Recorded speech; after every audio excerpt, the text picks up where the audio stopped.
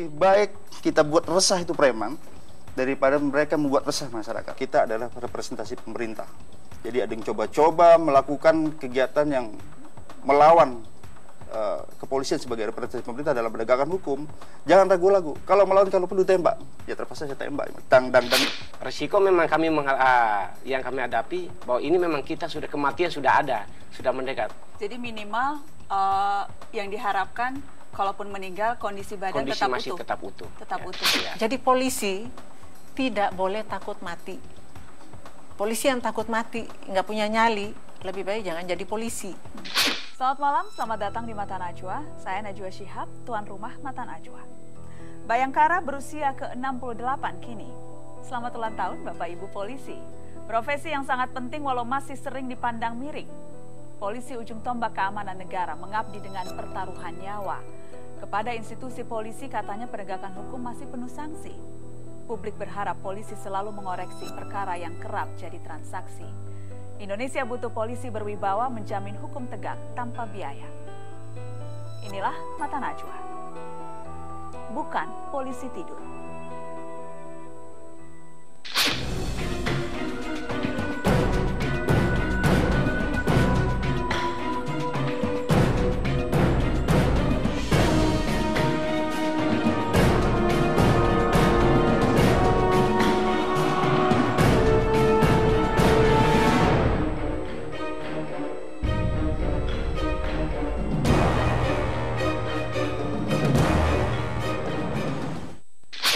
Pemirsa, menjadi seorang penegak hukum yang selalu berada di garda depan berhadapan dengan bom dan teroris bukan hal asing baginya. Rela bertaruh nyawa namun tak mau mempertaruhkan nyawa bawahannya, apalagi warga tak berdosa. Telah hadir di studio Mata Najwa mantan anggota Densus yang kini Kepala Detasemen A Brimopolda Metro Jaya AKBP Deonigio De Fatima. Selamat malam Pak Doni. Selamat malam. Terima kasih sudah hadir di Mata Najwa. Ya. Anda di Gegana, sempat Densus 88, pernah ditempatkan di daerah Poso, Ambon, Aceh, Papua. Memang selalu ditempatkan di garda terdepan dan posisi-posisi yang sulit. Betul. Saya ingin dengar cerita dari sekian banyak pengalaman. Mungkin kita mulai dari ketika di Gegana, menjinakkan bom. Ya. Apa saja pengalaman Anda ketika harus menghadapi tugas sesulit itu, menjinakkan bom? Yang pertama, kembali kepada personnya, itu harus mempunyai ketenangan yang bagus.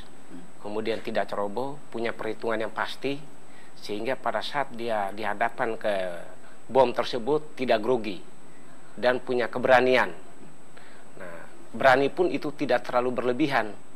Kalau berani terlalu berlebihan akan membahayakan diri sendiri sama anggota timnya.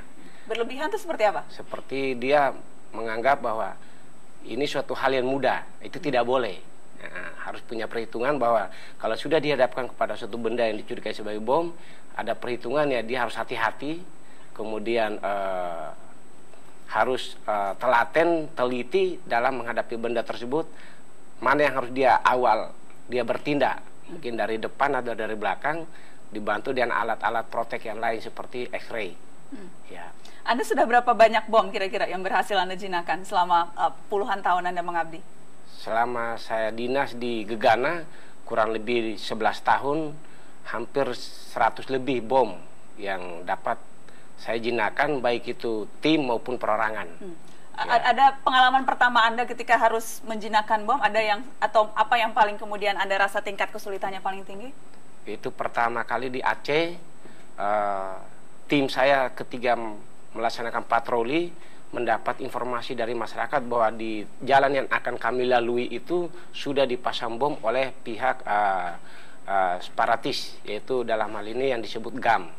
Kemudian setelah kami menyelusuri jalan tersebut, ternyata ketemu bom yang dipasang secara paralel. Paralel itu dalam jarak 5 meter dipasang. Ada bom, ada berapa banyak? Ada 4 pada saat itu. Di jalanan? Ya, di jalanan. Kemudian pada saat itu saya melihat anggota saya yang saya bawa itu karena bukan operator satu, sehingga saya tidak berani untuk mengorbankan anggota saya. Karena saya melihat kami sama-sama punya kemampuan yang sama-sama rata. Sehingga saya melihat karena dia ragu-ragu atau grogi, saya tidak memerintahkan dia untuk melakukan hal itu. Maka saya harus melakukan sendiri. Ya, dibantu dengan anggota saya yang punya kemampuan yang hampir sama dengan saya. Anda ketika melakukan itu selalu SOP-nya selalu menggunakan body armor dan sebagainya? Ya, ketika kami melaksanakan tindakan itu, karena kami patroli tidak membawa body armor, sehingga peralatan yang ada pada kami, contoh hanya helm sama body vest saja, itu yang kami gunakan. Jadi hanya seadanya apa yang melekat di badan? Ya, hanya seadanya. Butuh berapa lama Anda harus menjinakkan bom itu? Waktunya kurang lebih setengah jam. Setengah jam harus 4 bom secara paralel harus dilumpuhkan? Harus dilumpuhkan. Itu pengalaman pertama atau pengalaman yang paling dramatis menurut Anda? Itu yang pertama. Itu yang pertama? Ya. Butuh waktu setengah jam? Ya. Rasa leganya seperti apa tuh ya? Saya membayangkan pengalaman pertama menjinakkan bom, 4 ada di jalan di Aceh. Ya. Memang perasaan takut setelah kami lakukan itu, menjinakkan, setelah selesai itu memang perasaan lega, tapi mandi keringat. Mandi keringat? Ya, mandi keringat. Ya. Ya, saya membayangkan kita sekarang bisa tertawa, tapi pada saat di posisi itu saya tidak bisa membayangkan betapa sulitnya mengendalikan emosi, mengendalikan ketenangan ketika berhadapan dengan maut. Tapi itulah memang tugas sehari-hari. Itu tugas sehari-hari, tapi memang kami memang pada saat jadi polisi sudah dibuat suatu ikrar atau perjanjian mementingkan kepentingan umum daripada pribadi, sehingga itu tertanam dalam diri kami sebagai anggota polisi. Yang kami lakukan adalah untuk memberikan kenyamanan dan keamanan kepada seluruh warga di muka bumi ini. Ya. Ketika sedang berhadapan dengan maut di depan mata, menjinakkan bom, itu Anda berpikir tentang itu, ada dihantui ketakutan, atau itu sudah menjadi hal yang biasa saja? Memang perasaan dihantui oleh ketakutan itu wajar, manusia normal punya ketakutan. Tapi ketakutan itu tidak artinya tidak membatalkan niat kita untuk membuat hal yang baik kepada orang lain. Ya. Tidak pernah itu? Tidak pernah. Dan memang harus kita hadapi. Apapun risikonya yang setinggi apapun, dan ada ketenangan pada diri kita, kepercayaan bahwa itu Tuhan akan menyelamatkan kita kalau kita berbuat suatu hal yang positif pada orang lain.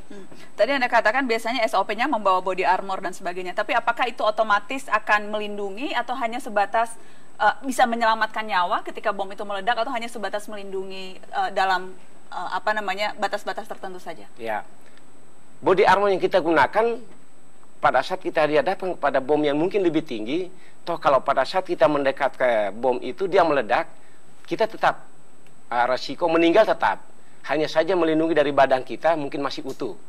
Ya, jarak tertentu. Kemudian artinya dia hanya memberikan perlindungan kepada kita dengan kekuatan bom. Mungkin bomnya ledakannya tidak begitu besar, kita selamat, tapi tidak luka. Tapi kalau kekuatannya besar, mungkin tidak luka, tapi dalam tubuh kita hancur dan tetap meninggal. Tetap meninggal. Ya. Jadi minimal yang diharapkan, kalaupun meninggal, kondisi badan masih tetap utuh. Tetap ya. utuh. Ya. Baik. Ada asuransi tidak ya, Pak Doni? Saya membayangkan pekerjaan Anda asuransinya pasti tinggi nih. Ya, memang yang kami rasakan disayangkan adalah memang kita Kepolisian Negara Republik Indonesia ini sampai saat ini personil Polri yang ditugaskan kepada resiko-resiko yang tinggi, sampai saat ini pemerintah kita belum bisa memberikan asuransi atau jaminan. Jadi Pak Doni ini tidak ada asuransi kematian? Tidak ada. Padahal setiap hari pekerjaannya berhadapan dengan kematian, tapi tidak punya asuransi? Tidak punya asuransi. Asuransi hanya pada Tuhan? Gitu? Hanya pada Tuhan, ya. Luar biasa. Ya. Itu baru satu cerita tentang Gegana. Saya ingin dengar pengalaman Pak Doni ketika sempat ikut dalam penggerbekan Dr. Azahari, ya. Teroris yang terlibat serangkaian tindakan bom dan teror di tanah air. Ketika itu tahun 2005, penggerbekan di Batu Malang, Anda juga salah satu personil yang menggerebek dan melumpuhkan Dr. Azahari. Ya, ketika pada saat itu ada informasi, kami menerima perintah dari pimpinan kami yang tertinggi, dalam hal ini Pak Komandan Detasmen 88 Mabes Polri, memberikan perintah kepada kami malam hari untuk siapkan tim. Kami pun tidak tahu berangkat kemana, tapi diperintahkan untuk siapkan personil dan peralatan yang ada. Kemudian, jadi Anda waktu itu sebagai anggota Densus ya? Ya, anggota Densus. Kemudian pada saat itu memberikan himbauan kepada penghuni, dalam hal ini Dr. Asari sama kawan-kawan yang ada di dalam rumah yang akan kami gerebek, untuk himbauan bahwa yang di dalam rumah akan keluar diharapkan keluar tidak membawa benda. Beberapa kali memberikan himbauan kepada mereka, ternyata mereka keluar, mereka mengadakan penembakan pertama. Oke. Berapa orang waktu itu di dalam? Waktu itu di dalam 2 orang. 2 orang? Ya, 2 orang. Jadi dengan Dr. Azhari ada 3? Ya, 3. Jadi sudah dihimbau keluar, menyerahkan diri, tapi mereka kemudian menolak, bahkan justru menembak? Betul. Pada saat itu memang almarhum Dr. Azhari sendiri yang menembak kepada anggota kita dan kena kaki. Pada saat itu kita menganggap bahwa itu berbahaya dan sepintas kami melihat dia menggunakan bom rompi bunuh diri. Nah, maka kami sebagai polisi bukan membunuh tapi melumpuhkan dan berusaha untuk menangkap mereka untuk diproses secara hukum. Namun demikian mereka membahayakan kita, maka kita lumpuhkan. Pada saat itu kita nembak kakinya. Nah, ketika Pak almarhum Dr. Azhari jatuh, maka kawan anak buahnya yang sudah siap menggunakan bom rompi bunuh diri ini, dia ledakin, kemudian meruntuhkan gedung yang mereka tempati itu. Itulah yang membuat Dr. Azhari meninggal. Oke. Ya.